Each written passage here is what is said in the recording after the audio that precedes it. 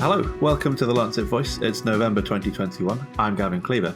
COP26 just finished, and we're going to discuss what happened with Professor Michael E. Mann, who's director of the Earth System Science Centre at Pennsylvania State University. But I'm also joined for this episode by my co-host, Jessamy Bagenal, and Tamara Lucas, who's executive editor at The Lancet and our guru for all things Lancet Countdown, which is our annual publication on the health effects of climate change.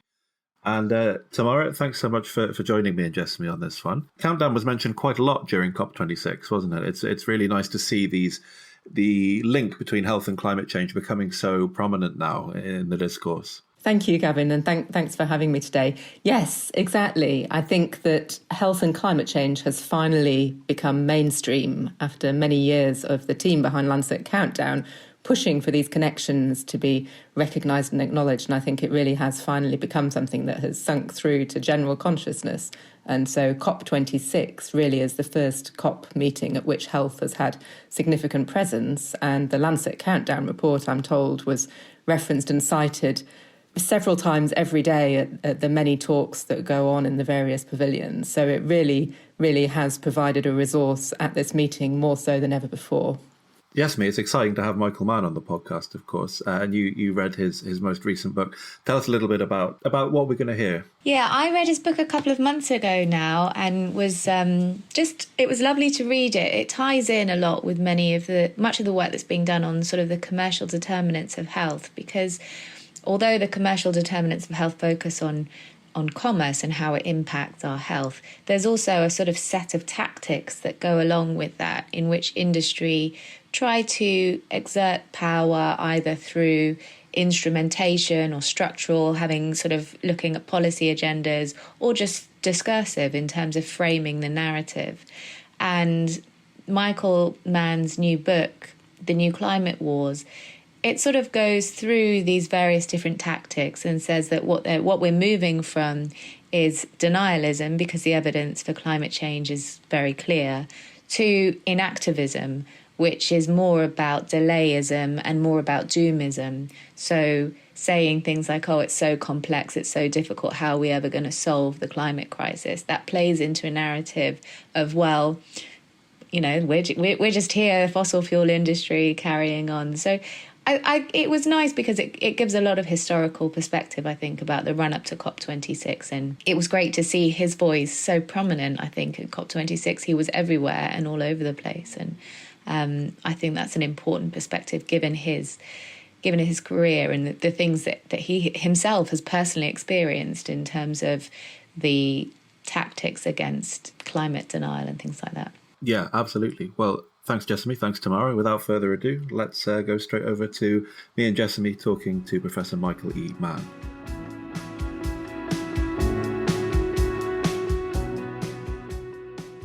One of the things that I wanted to start off talking about was there's some great pieces in the book where you talk about the run-up to the 2009 climate conference and the many things that derailed that conference and how that changed much of what's happened in the last 10 years. And I wonder whether, looking at the run-up to COP26 and the run-up to 2009, whether there are stark differences that you can see that are either better or worse, and what sort of influences we were seeing in the run-up. Yeah, thanks. It's a great question. And there are some similarities, but there's some striking differences as well.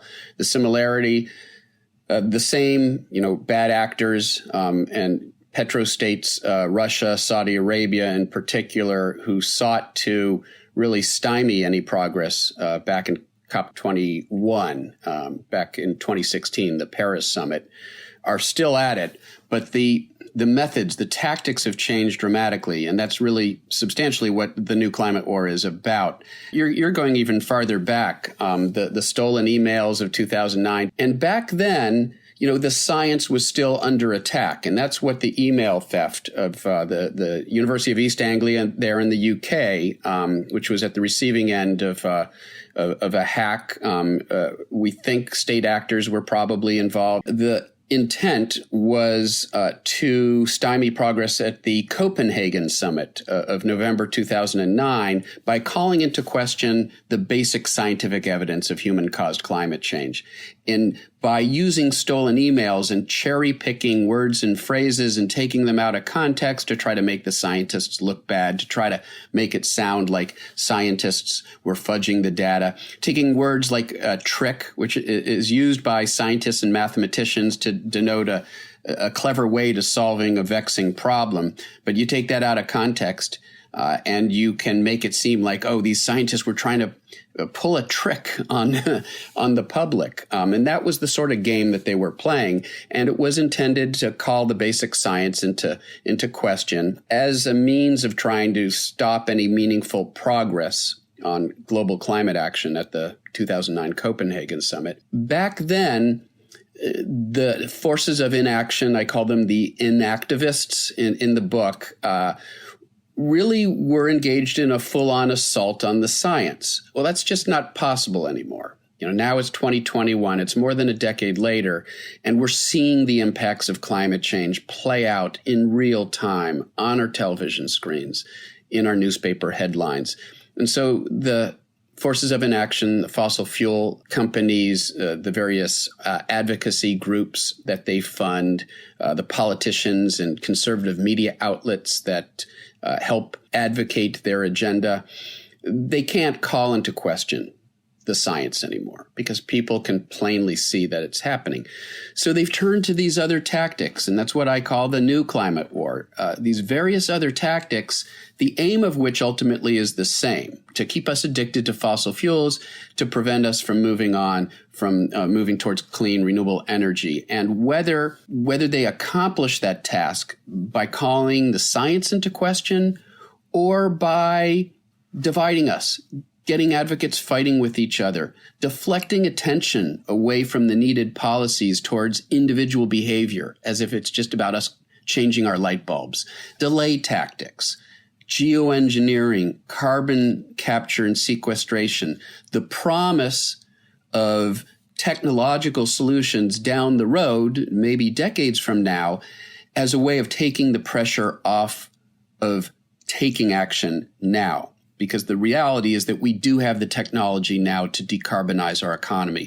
All we're missing is the political will. So if they can delay action, kick the can down the road, that's a win for fossil fuel companies. And then finally, and so there's this alliteration in the book because it's division, it's deflection, it's delay, and it's doom mongering, despair mongering. It sounds odd, but bad actors realize that if they can convince us that it's too late to do anything about the problem, it potentially leads us down the same path of inaction, of disengagement, as outright denial of the problem in the first place. And so we have to beware of the fact that bad actors are trying to stoke the flames of doomism as a way of taking many who would otherwise be on the front lines advocating for change and pushing them to the sidelines because they feel defeated. They feel like there's nothing we can do. But it is at base the same kind of bad faith and cynicism, really. Exactly. And the goal is the same. Here's the bottom line. The forces of inaction, the inactivists, as I call them, they don't care about the path we take. They just care about the destination. They want us disengaged. They want us on the sidelines. And they don't care how they get us there. And so we have to be aware of these tactics because they really are now the only real obstacles standing in our path as we seek to address this crisis.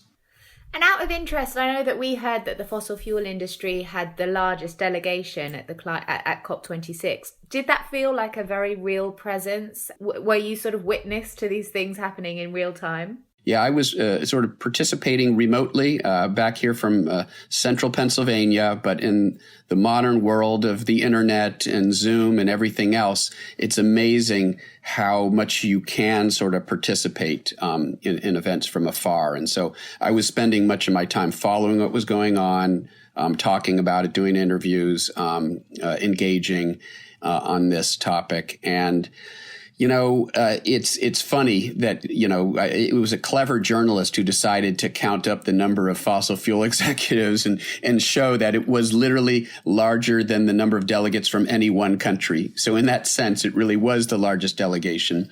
Now, it's a tricky sort of subject because on the one hand, it's supposed to be inclusive. and all stakeholders should be involved.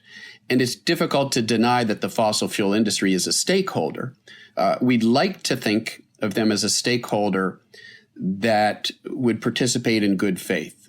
Yes, they have an economic interest in us remaining addicted to fossil fuels, but if they're going to be enlightened about it, they recognize that these assets are going to be stranded. We're going to move on. And if they can get out in front, energy companies that can get out in front on the green and clean energy transition are the ones who are going to win out in the future. So, energy companies obviously are stakeholders. They should be involved. What's unfortunate is even now we see them continue to engage to some extent in bad faith. For example, promoting the idea that the solution to the problem is massive carbon sequestration. Again, it's a license to pollute. This idea that we can clean up the problem down the road provides a license to fossil fuel interests to continue to extract and sell fossil fuels. And so we have to, at some level, recognize that they're not engaged in the process in good faith, and we have to be very careful when it comes to what influence they are allowed to have. But it's certainly reasonable that they and anyone else who is a stakeholder in this should have an opportunity to at least participate in the process. And I think in the end, in my view, while we didn't quite get the agreement many of us would have liked, there was some substantial progress that was made here. And that's despite the pushback from fossil fuel interests and some petrostates and, India, which played, an interesting role. And we can talk more about that because it's sort of a glass half empty, glass half full sort of situation. There are things that India did that actually are good, and there are things that they did that aren't so good. And the things that they did that aren't so good, in part, are a product of the fact that the Western world hasn't yet made the commitments that it has promised to the developing world. And it's put states like India in an awkward position. And so it's the politics are fraught. It's obviously a contentious process. It's the worst of all possible global climate instruments, except for all the others. The reality is that, it is the only multilateral global negotiation process that we have. And so we can't throw out the Conference of the Parties. We can't throw out the UNFCCC.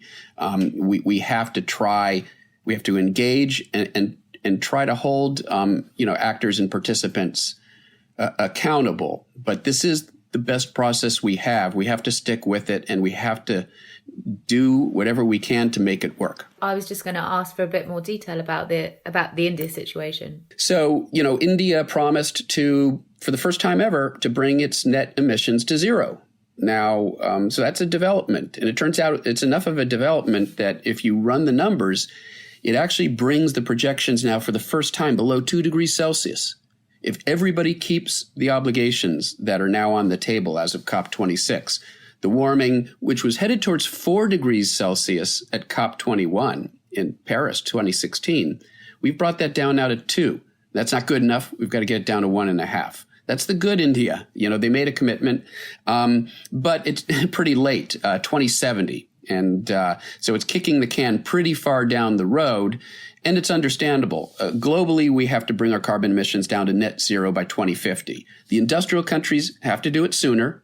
The developing countries it's understood, are probably going to do it a little bit later. Now, India did at the last minute throw a bit of a monkey wrench into the works. There was an agreement in the final meeting statement that the countries of the world would work to phase out coal, which is critical because it's the most carbon intensive fossil fuel. And we do have to ramp down coal, and there can be really no new coal infrastructure if we're to remain, below that 1.5 degrees Celsius target. Now, so the language at the last minute, and there's an argument that can be made that it was in violation of parliamentary procedure as well, because there had already been an agreement, but India at the last minute said, no, we don't want phase out, we want phase down, which is sort of a weaker commitment. It's like, yeah, we'll bring it down. As to when we'll really phase it out, we're not sure yet. And so it sort of weakened the overall statement coming out of the meeting. It sort of had a negative, I would say, emotional impact. There was sort of this high because China and the U.S. had come back to the table late in the game and had made some real commitments. China, for the first time, said it would phase down its coal emissions. That was a big development. And then you had this late-breaking development where India sort of comes in the last minute and says, no, we don't want we want to get rid of the phase-out language. And the only way to have agreement among the countries was to make a concession to India and water down that language a little bit. Now, in India's defense, they are probably frustrated that the G7 countries and the major industrial countries of the world didn't come up with the $100 billion a year that had initially been promised to help the developing world leapfrog past the fossil fuel stage. If we're to expect them to develop clean energy infrastructure to develop their economies, it's got to be economically advantageous to them. And that means that we, the industrial world, have to provide support and financing to help them do that. And so I think this was India's way of saying, you haven't really lived up to your end of the bargain. So this is really our only way right now of making a statement that we need to see more from you. Here's the good news. We don't have to wait 5 years as we have in the past for each new reassessment. One of the agreements was that the countries of the world are going to come back to the table next year. And so all of this can be renegotiated within a year. And so that's the diplomatic work that needs to be done over in the months ahead, is to make sure that the developing world and the industrial world, are playing well together, because that's the real impediment right now to a more binding treaty. Do you think kind of the addition of coal and fossil fuels for the first time into this agreement, was, being named actually as coal and fossil fuels, was a surprise, or was this something you kind of expected going in? How did you feel? It's funny, isn't it? It's like it seems obvious, doesn't it? Like, how can you talk about acting on the climate crisis, decarbonizing our economy, without acknowledging the gorilla in the room, which is the fossil fuel industry? And it's a huge victory, I would say, for the fossil fuel industry that sort of language has been absent in past agreements. So, yeah, it's a welcome development that there's now an explicit acknowledgement that it's oil, it's gas, it's coal. We've got to phase out, phase down, whatever you want to call it. We've got to transition away from fossil fuels towards clean and renewable energy. It was good to see that embraced in the language of the agreement. Many of us would have liked to have seen an agreement to end subsidies for the fossil fuel industry that are propping it up and making it more difficult for renewable energy to compete fairly in the marketplace. We would have liked to see a commitment on the part of the industrial countries of the world to fund no new fossil fuel infrastructure. We have seen a commitment on the part of the G7 countries and now on the part of China to no longer fund any overseas coal projects. That's a big development. That's good. So there were some good developments, but yeah, in the end, we still didn't get what we need to keep warming below that dangerous 1.5 Celsius. What were your hopes going in, and were you surprised, I suppose, by how much countries were willing to give? Yeah, like Russia, for example, made a commitment to net zero in 2060. Australia, similar. They don't want to talk about 2030. They don't want to talk about, binding commitments that will actually impact their actions right now, which a 2030 commitment really does. Because if you're making a commitment about where you're going to be in 2030, you've got to be acting now. If you're making a commitment about 2060, who's going to be around then? How many of these politicians are even going to be around then? So there's still this feeling that the petrostates, the Russias, disappointingly Australia, which has basically joined them in recent years under the current government, under the Morrison government. It's disappointing that that there are no meaningful near-term commitments, but at least it's good that there is some sort of long-term commitment on the part of these countries. That's actually still a positive development. It moves the ball, down the field, but not far enough. Can we talk a bit about the China-US statement and that collaboration and the meaningfulness of that, the significance from your point of view? Yeah, what's really significant to me is that it's the same two negotiators, the Chinese lead negotiator, whose name I can't remember and probably won't pronounce correctly even if I try, and John Kerry, who was Secretary of State under Barack Obama and helped negotiate back in 2015 the bilateral agreement between the U.S. and China. And it was for the U.S. to ramp down its carbon emissions, and it was for China to bring its emissions to a peak. Because first you got to bring it to a peak before you can start to bring them down, and they're still developing their infrastructure. So that was the agreement that was made between the U.S. and China, and it really set the stage for the Paris Agreement. And it really, created an atmosphere for a successful, Paris Agreement that for the first time really included some meaningful commitments, no real legal enforcement mechanism. It's a name and shame mechanism of enforcement, which is to say you become a pariah, on the global stage if you're not living up to your, commitments. That's the enforcement mechanism. So that was really significant, and carbon emissions globally actually flattened out in the wake of that Paris Agreement. That's not enough. We're at the plateau, but we've got to come down the mountain, and we've got to do that quickly, halfway down, 50% by 2030. So what's significant to me, it was the same two negotiators. And by the way, China, after the 2015 bilateral agreement, started decommissioning coal-fired power plants. They were exceeding their obligations. So what that demonstrates to me is that China negotiates in good faith on these issues. They take their commitments seriously. They expect to live up to them. And so now that we have the same two negotiators who negotiated that, that agreement back in 2015, and we saw that China really went beyond what they had committed because the U.S. was engaged. The U.S. was taking leadership. Then what happened? Donald Trump came in, unilaterally withdrawed from the Paris Agreement, telegraphed to the rest of the world that the United States was no longer a good faith actor. We lost a lot of credibility, and it's going to take some time to build that back. And that's part of what's going on here. Can China at this point trust that we will be able to make good on our commitments? Is it right for them to worry that we might return to a Trump-like government in the next couple of years? So that's sort of the backdrop. It's the legacy of the loss of good faith that happened under the previous administration here in the United States, which I think has hampered a greater engagement by China. But they're back at the table now. And the commitments that they're making, I believe they plan to live up to. So here's the good news. The bad news is there weren't a whole lot of details in that China-U.S. agreement. The good news is that Joe Biden is meeting with the Chinese president virtually next week to see, in part, if they can sort of put some meat on the bones and maybe fill in some of those details. Which seems hopeful, doesn't it?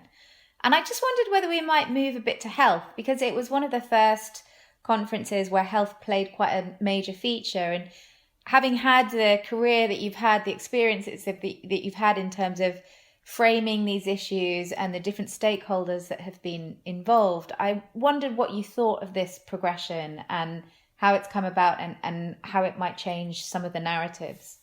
I think it's really important. And really over the last decade or so, there's been a much greater involvement of the public health community in these conversations. I would say that the climate community has done a better job bringing them into the conversation and embracing this very important dimension, because it's something, it cuts across partisan lines to an extent. Of course, we live in such a divided world now that even when it comes to public health, there is rejection of science that some people find ideologically inconvenient. But everybody cares about the health of their children, right? Nobody wants their child to have asthma. And I've experienced this personally. We were in Phoenix, Arizona, staying at the airport after a visit to the Grand Canyon some years ago. I think that it's now about 6 years ago. And it was the hottest day that Phoenix had recorded in many years. In fact, you might have even read some of the headlines. This was when planes couldn't take off at the Phoenix airport because it was so hot. It's not like Phoenix is a cold place on a regular basis. You know, No. The hottest day in Phoenix is pretty hot. Exactly. And we were there for that. That night at about 3:00 in the morning, we were awakened. Our daughter, was awake. She couldn't breathe. We had to take her to the emergency room in Phoenix in the middle of the night and get an inhaler for her. It turns out that she was suffering from, I'm not sure what the term for it, but it's a sort of conditional asthma that, for example, when it's very hot like that, as hot as it was then you have larger ground level ozone pollution in urban areas like Phoenix. And under those circumstances, she suffers asthma. And it's the first time we had ever seen it express itself. And that was one of those moments where I realized how profoundly my own life was touched by climate change. And it was through that health and medical connection. This is, by some measure, the greatest public health threat that we face. Far more lives will be lost to the impacts of climate change, to the climate crisis, than will be lost to the COVID-19 crisis. And I think we have to keep that in perspective. This is the greatest public health crisis we've ever faced. It's the greatest crisis writ large, and it's the greatest crisis when it comes to any sort of aspect of modern life, and that includes our health and the health of our children and grandchildren, which everybody cares about. It still amazes me, the kind of dominant media narrative where you hear this kind of, hottest day so far, or like cold snap in this area, and the kind of strangely credulous reporting of things like the incredible hot period in Siberia and in Greenland that happened recently. Do you think there's a way of kind of changing that dominant media narrative? Because this so clearly affects health. I do. I think we have to talk about the lives that are literally being lost to extreme heat events, which is one of the greatest killers there is now. Health quality, just air quality, and air pollution substantially, fossil fuel burning, coal burning, and air quality issues that come with that. Certainly China has been dealing with that. India right now, you may have read, ironically, because of the disappointing role to some people that they played at COP26. And right now they're dealing with a deadly air pollution problem right now, which is a product in part of the reliance on coal for energy and climate change. And where do you see potentially that this field of research, of which it has massively developed in the last 5 years in terms of our understanding of the impact of climate change on health, where do you think that needs to move to, or does it need to carry on its current trajectory? Does there need to be more work about dealing with the media and how the media represents it? What's your view on that? Yeah, it's a great point. I think, definitely connecting the dots for the public, making it clear that these extreme weather events don't occur in a vacuum. They are being precipitated by climate change. And there's solid science now, attribution science, that allows us to do that. The Pacific Northwest heat dome, that deadly heat dome this summer in the northwestern United States. There's science now to very clearly demonstrate that it just wouldn't have happened. An event of that magnitude wouldn't have happened in the absence of human-caused warming of the planet. And then connecting that next level of dots. And the deaths and the livelihoods, lives and livelihoods lost due to these devastating events, that's a consequence of climate change as well.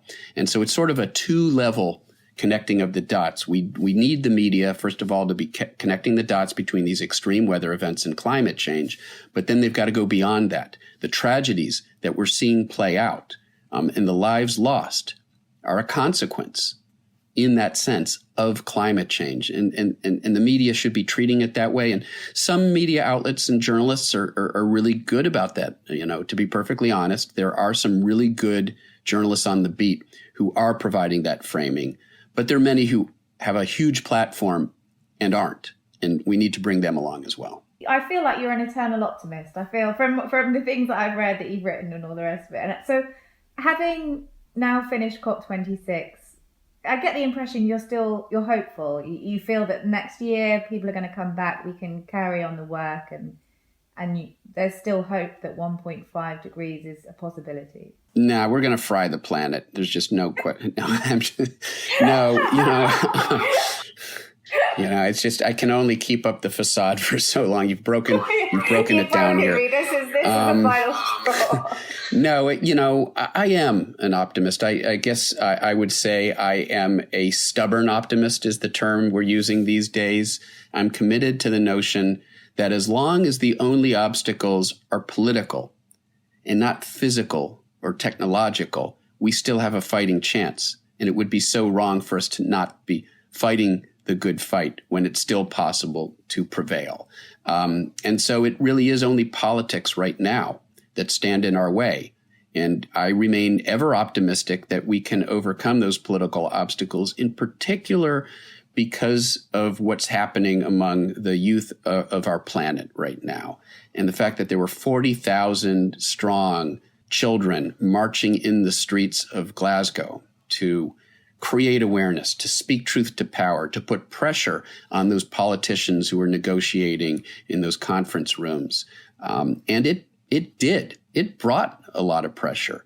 I actually think the progress that we made in Glasgow, while it wasn't as much as we would have liked to have seen, but it does keep us in the game. There is still a path now. And that was the aim of Glasgow ultimately, was to keep hope for 1.5 Celsius alive. And it is still alive. It's going to require a lot more work. Let's not pretend otherwise. But the progress we did make in substantial part was due to, the way that the youth climate movement has recentered this conversation. For too long, we allowed it to be in a domain that was very advantageous to fossil fuel interests. Oh, it's economics and policy analysis and scientific projections. But now it's so much more than that. It's about the ethical dimensions of this problem, about the need for us not to destroy this planet for our children and grandchildren. What could be more important than that? They've helped recenter the conversation in that way. They've opened a door for us. Now it's incumbent upon the rest of us to walk through that door. What do you think needs to happen over the next year? When we're looking at it again this time next year, what events, what pressure needs to be kept up over the next 12 months for us to achieve an even more advantageous outcome next year? Yeah, I think it's not as complicated as some people might think. If you look at what happened at the last minute there, the watering down of the language, that was a consequence of the developed world not yet providing the obligations, providing the resources that it had promised to the developing world, the G7 countries, the US, Europe, et cetera, not yet providing the funding and the financing that they have promised to countries like India. And this was India's way of officially registering their displeasure with that. So that's what we need to work out over the next year. The industrial, it would be easy to blame it on India, and that's the wrong thing to do. There are two partners right now in this tussle, and it's incumbent upon the industrial countries to come up with the resources that make it feasible and, in fact, advantageous to the developing world. Again, first of all, to deal with the impacts that they're already suffering. They need resources for that. But they need resources to develop clean energy infrastructure, because we can't afford for them to make the same mistake that we made in the developed world, in the industrial world. And so those are the politics that need to be worked out over the next year. You're going to need bilateral or trilateral discussions between the US and China and India, for example, and the EU. 4 or 5.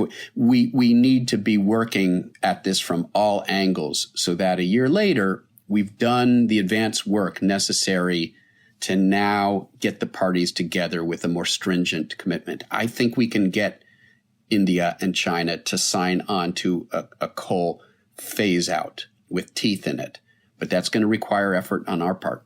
And it's funny, isn't it? Because we talk about tipping points most of the time negatively. We're going to reach a tipping point, it's all going to be catastrophic. But it is easy to see how putting up this money and showing that faith would be a tipping point and a catalyst for a very different journey towards net zero. And it doesn't feel like too big an ask, really, when you look at it objectively. Yeah, absolutely. You know, I call these tipping points of the good kind. You know, we know what the tipping points of the bad kind are. It's the ice sheet collapse, sea level rise. We worry about those tipping points, how close we might be to them. But there are good tipping points, sociological, sociopolitical, geopolitical tipping points. And I actually do think, as you're alluding to, that we're pretty close to one, that we're really close, that we have some obstacles in our path and we need to clear those away. But we really are very close to finally achieving the commitment that we need here. And now would be the worst time to give up. And this has been one of my, principal points of commentary post-Glasgow. I think it's dangerous to buy into some of the doomist framing that we're finding in some circles, that, this idea that there's just no possibility for multilateral global agreements to act on the climate crisis. That sort of framing is a gift to the polluters, to the bad actors. And in fact, some of the chief climate change deniers who are funded by the fossil fuel industry have actually been promoting some of those doomist headlines. They love this framing that COP26 was a total disaster. There was no progress made. There's no possibility of progress anymore through the UN framework. They love that sort of framing because it's an excuse for business as usual.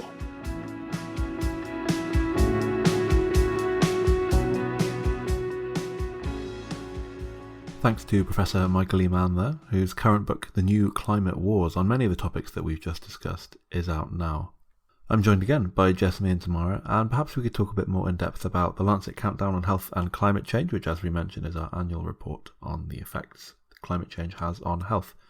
Jessamy, it's important to have these kind of basic metrics, isn't it? Because at its very best, being able to have these metrics and being able to show this lack of progress and these very sort of, solid foundations are foundations for some sort of movement. If every year we're still saying nothing's changing, so obviously what's happened up to now is not good enough.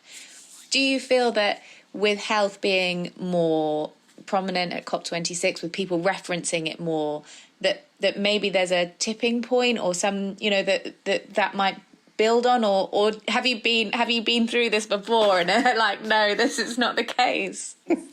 I have quite mixed feelings about it, because I think that if you look at the way the report is structured with the 5 working groups and each of the indicator groups that they're responsible for, if you drill down and look, for instance, at food systems and water insecurity and see the trends for famine and drought, or if you look at the heat wave exposure and the fact that 2020 had record temperatures globally, which is what's reported in the new report because it's last year's data. I think if you look at things at that level, then it's rather desperate, and it's quite hard to think, well, we've made progress. However, I think that the level of interest and engagement from the health community has reached a new level this year. I think there's been a number of collective initiatives led by the various independent bodies that have gathered people's signatures and had some momentum and cohesion, a lot of interest from other journals and interdisciplinary within health that has, I think, really tipped the balance slightly so that people cannot just ignore climate change anymore if they're working in any area of health, really. So I think that's a positive. So I guess it depends whether you look in detail at the actual indicators or if you look at the overall direction of travel for the health community. And I think there's a little bit of a mismatch possibly between one and the other. And I don't really know the answer for that. But I think it's great that so many journals really are now interested in and producing work in this area. And we see a lot of submissions in health and climate change, as you know, Jessamy in particular. We see plenty of interest and research, and there is funding in the right areas. So it's really... it feels like it is an area that actually can't be ignored or denied within any area of health. And it's great that there's so many journals, medical journals and other journals, social sciences, etc., that are really taking the health angle and moving it forward. So I guess it's a bit of a mixed picture. Yeah, I can totally align with that. I feel similar in some ways. Do you think that the health community can remain united about this topic and bring in other aspects and work? Can that momentum continue united, or are there possibly signs of it fraying already? No, that's another good question, and it's quite difficult for me to answer, because I feel that working in an academic journal, I'm not really out on the edge of activism.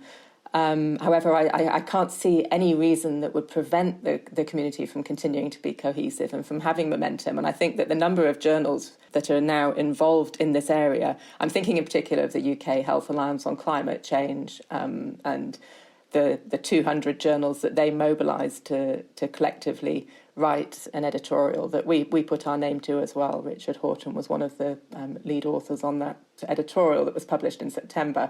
So initiatives like that, I think, have enormous reach and enormous power to show that actually the problem transcends silos and loyalty to one group or another. So I'd say yes, I feel quite positive about that, I think. Because that's a definite change that I think even 2 years ago I probably wouldn't have comprehended that happening. We've seen as well, haven't we, over the last 2 years, the measures that states are prepared to take to protect the health of people, which have been obviously overwhelming, unprecedented, huge amounts of money thrown at the problem. Are you hopeful that one day we'll see that kind of dedication to health focused on the climate change problem? Yes, I am. And I think that the bodies that fund the research into the problem, for instance, Wellcome, Bill and Melinda Gates Foundation, these big philanthropic institutions, the fact that they're creating whole departments focused on climate and health, and that the governments of these countries, particularly the US and the UK, etc., are going alongside this and making an investment, I think that has to make a difference. And I guess it will take a couple of years before we see the output, but I think it is already entering those slightly different but related arenas that really will have more impact as well over time. So anyway, tomorrow, that's only another 6 months until the next countdown series of numbers are ready, if I'm going by your maths from earlier. That's right. We have the schedule for next year already drawn up by our colleagues in production. The moment it's published, we already move on to next year's planning, because it's a very tight schedule. It's a large report, around 20,000 words, and the number of authors, which is currently around 100, the number of meetings that are held for the whole author group, and the process, it really is like a commission, which for those people who don't know what a Lancet commission is, it's a large body of work, a white paper that's independent and takes usually 2 or 3 years. So to do this annually, it's a huge task for the Countdown author team and for the people who work at the Secretariat of Lancet Countdown as well. So yes, we don't really have any break between publishing the current report and moving straight on to the next one. Well, yeah, I mean, hopefully this time next year we can look at the new Lancet Countdown, and we can look at COP27 as well, because one of the major pledges was to get all the parties back around the table in a year rather than 5 years. And we can try and find something a bit more hopeful in the indicators. You never know. Thanks so much, Tamara, for joining us on the podcast. No, thank you both for having me. Thanks as ever for listening to this episode of the Lancet Voice. If you're interested in reading more of the Lancet Countdown, it can be read completely for free on our website, thelancet.com.